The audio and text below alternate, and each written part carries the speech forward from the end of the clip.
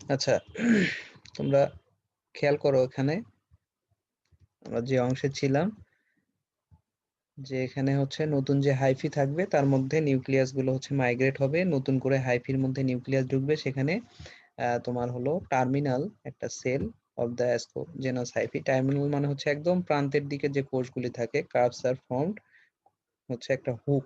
প্রান্তের দিকে যে সেলটা থাকে সেটা হচ্ছে একটা ক্রোজিয়ার অথবা একটা হুক, মানে একটা আংটা সৃষ্টি করবে, সেই আংটা দিয়ে সে হচ্ছে এটি ধারণ করতে পারবে। আমরা নিচে যে চিত্র আছে এখান থেকে তোমাদেরকে বিষয়গুলি ভালোভাবে বুঝিয়ে দিচ্ছি। এখন শুধু এটা বুঝে নাও যে টার্মিনাল সেলগুলি, একটা প্রান্তের সেল যেটা থাকে সেই সেলটা হচ্ছে কি হয়, যে আংটার মতো আকৃতি ধারণ করে এবং সেটি যে কোনো একটি অবয়বকে তোমার হচ্ছে আগলে ধরে বা আঁকড়ে ধরে থাকার মতো একটা পরিস্থিতি সৃষ্টি করে। Both the nuclei of crozier divided হচ্ছে স্টিমুলে simultaneously to form four nucleus. ধীরে ধীরে গ্র্যাজুয়ালি একের পর এক এগুলো হচ্ছে ডিভাইড হয়ে যায়, ভাগ হয়ে যায়, ভাগ হয়ে চারটা নিউক্লিয়াস তৈরি করে, এবং পরবর্তীতে এই চারটি থেকে আবার ভাগ হয়ে আটটি তৈরি হয়। এটি হচ্ছে সিকোয়েন্স। এখন দেখো, খেয়াল করো চিত্রটা। আমাদের এটা হচ্ছে ইনডাইরেক্ট প্রসেস, যে প্রসেসে আমাদের এটি হয়ে থাকে।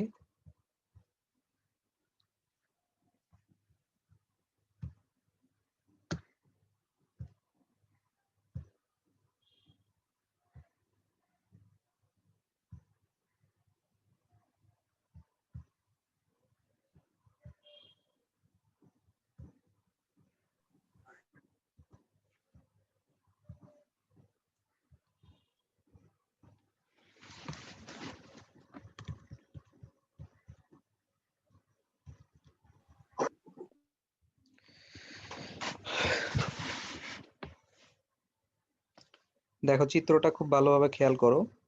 নিচের দিক থেকে সবুজ যে অংশটা আছে, একটা স্কোয়ার অংশ, নিচের দিকে দেখো, সেখানে অ্যাসকোগোনিয়াম এবং হচ্ছে তোমার অ্যান্থেরেডিয়াম রয়েছে।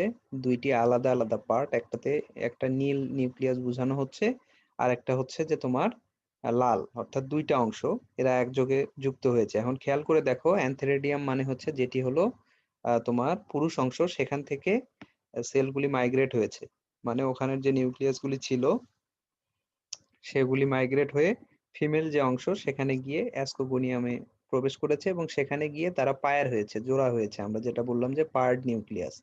ধীরে ধীরে পায়ার্ড নিউক্লিয়াস গুলো হচ্ছে সেখানে তোমার সেল ডিভিশন করছে। দেখো কিভাবে একটা কোজিয়ার শেপ, মানে হুকের মতো অংশ সৃষ্টি করে। খেয়াল করে দেখো, কোজিয়ার শেপটা হুকের মতো বাঁকানো হয়েছে, এবং সেখানে তারা হলো তোমার সেল ডিভিশন করছে। খেয়াল করে দেখো, একটা সেল দুইটি দুইটি দুইটি আলাদাভাবে সেল ডিভিশন করছে। সেখান থেকে তোমার পরবর্তী অংশ কে, যে অংশটি আছে সেখান থেকে 2n অংশ হয়েছে। তুমি খেয়াল করলে বুঝতে পারবে যে দুইটি সেল কিন্তু এখানে যুক্ত হয়েছে।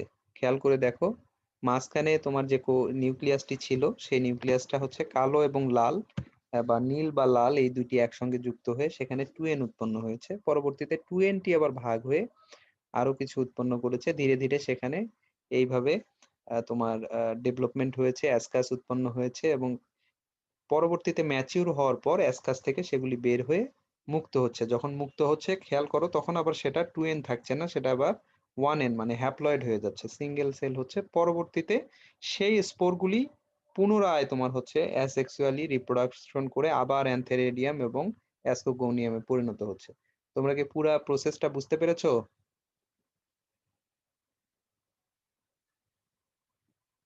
অ্যাপোথেসিয়ামের মধ্যে যে কাজগুলি হয় সেটা কি বুঝতে পেরেছো, যে সাইকেলটা কিভাবে তৈরি হয়েছে, লাইফ সাইকেল এখানে?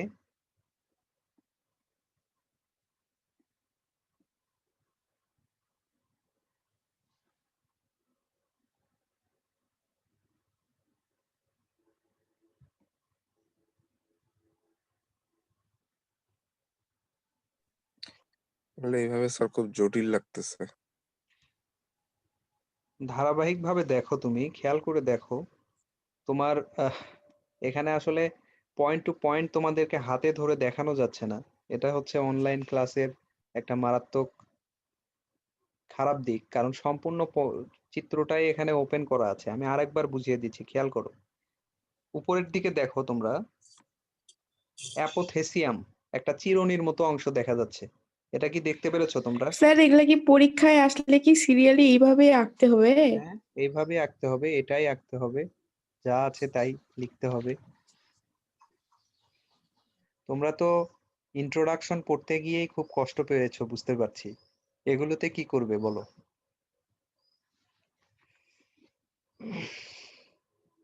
এগুলো প্র্যাকটিস করতে হবে। স্যার ভাইবা এমনি তো এমন একটা জিনিস যে মুখের মধ্যে পড়া ধরলে ওটা আর আসতে চায় না, মাথায় যেগুলা থাকে ওগুলা কাজ করে না। সেটা ঠিক আছে, কিন্তু ওইগুলি পড়ার চেয়ে এটা কিন্তু অনেক জটিল, তাই না? ওগুলো তো মুখস্থ করলে জি। মনে থাকবে। এগুলো ব্যাপারটা হচ্ছে যে সিকোয়েন্স বুঝতে হবে এখানে। তোমরা আচ্ছা, আমি এটা আরেকবার বুঝিয়ে দিই, খেয়াল করো। উপরে চিরুনির মতো যে অংশটা দেখা যাচ্ছে ওটাকে বলা হচ্ছে যে তোমার অ্যাপোথেসিয়াম। তার মধ্যে লম্বা লম্বা দেখো যে দাঁড়গুলো, এগুলো এক একটা হচ্ছে অ্যাসকোকার্প বা স্কাস। এর মধ্যেই তোমার হচ্ছে কি থাকে, লম্বা লম্বা সাদা সাদা অংশ দেখো হচ্ছে, ওখানে দানার মতো আছে যেগুলি শিকলের মতো। এইগুলি হচ্ছে স্পোর গুলি ওর ভিতরে আছে। এখন সেটা কিভাবে বিভক্ত হয় সেটা এখন দেখার জন্য তোমার নিচে দেখতে হবে। নিচে দেখো একটা লাল যে নিউক্লিয়াসধারী অ্যান্থেরিডিয়াম, অর্থাৎ এটা হচ্ছে মেল, আর একটা হলো অ্যাসকোগোনিয়াম, সেটা হচ্ছে ফিমেল, গোল অংশটা। এটা বুঝতে পেরেছো তো তোমরা? একটা লাল নিউক্লিয়াস, একটা হচ্ছে নীল নিউক্লিয়াস, এবং এদের মাঝখানে একটা হচ্ছে যে তোমার যোগাযোগ রেখা আর কি, পাইপ বলো বা টিউব বলো, সেটার নাম হলো ট্রাইকোগাইন। এগুলো কিন্তু আমরা একটু আগেই পড়ে আসলাম সিকোয়েন্সিয়ালি। এই ট্রাইকোগাইনের মধ্যে দিয়ে লাল নিউক্লিয়াস গুলো হচ্ছে তোমার, অর্থাৎ অ্যান্থেরিডিয়ামের নিউক্লিয়াস গুলো হচ্ছে অ্যাসকোগোনিয়ামের মধ্যে প্রবেশ করে। সেখানে গিয়ে তারা পায়ার গঠন করে। সেটা পরবর্তী সিকোয়েন্সে দেখা যাচ্ছে যে একসঙ্গে জোড়া হয়েছে। জোড়া হওয়ার পরপরই তাদের যে বাইরের দিকে আউটগ্রোথ হয়েছে, দেখো খেয়াল করে, প্রথম অবস্থায় অ্যাসকোগোনিয়ামের উপরে কোনো শিং ছিল না, পরে গিয়ে একটা শিংয়ের মতো আকৃতি এসেছে, অর্থাৎ এটাই হলো তোমার সেই আউটগ্রোথ। হাইফাল আউটগ্রোথ, বাইরের দিকে আউটগ্রোথ হয়েছে। সেটার আবার মাথার দিকটা বাঁকা হয়েছে, খেয়াল করে দেখো, বাঁকা হয়ে হুকের মতো হয়েছে। হুকের মতো হয়ে দুইটা অংশ দুই দিকে আছে। এখন লাল এবং নীল দুইজনে হ্যাপ্লয়েড অবস্থায় আছে। এই দুইজন আবার কি হচ্ছে, একসঙ্গে যুক্ত হয়ে 2n গঠন করছে, মানে দুইজনে মিলে একটা নতুন নিউক্লিয়াস গঠন করলো, 2n ডিপ্লয়েড হলো। তারপরে সেখানে তোমার হচ্ছে আহ একটা মিওসিস বিভাজন হবে। তারপরে সেখানে মাইটোসিস, মিওসিস বিভাজন হয়ে তোমার এইটা দুইটা থেকে একটা থেকে দুটা, দুটা থেকে চারটা, এরকম একটা ডিভিশন হবে। সেখান থেকে আবার মাইটোসিস বিভাজনের মাধ্যমে অনেকগুলি বিভাজন, কোষ বিভাজন হয়ে সেখানে স্পোর তৈরি হচ্ছে, যে স্পোর গুলো হচ্ছে হ্যাপ্লয়েড অর্থাৎ 1n, যেগুলো ম্যাচিউর হওয়ার পর সেখান থেকে বিচ্ছুরিত হচ্ছে। বিচ্ছুরিত হওয়ার পর মেল এবং ফিমেল আকারেই তারা বাইরে আসছে। খেয়াল করে দেখো, যেরকম তারা লাল এবং নীল ছিল, যখন নতুন করে বের হচ্ছে তখন আবার লাল নীল আকারে বের হচ্ছে। বের হওয়ার পর পুনরায় তারা ম্যাচিউর হয়ে এই সাইকেলটা আবার নতুন করে সম্পন্ন করছে। বুঝতে পেরেছো কি? এখন কিছুটা হলেও ক্লিয়ার হয়েছো?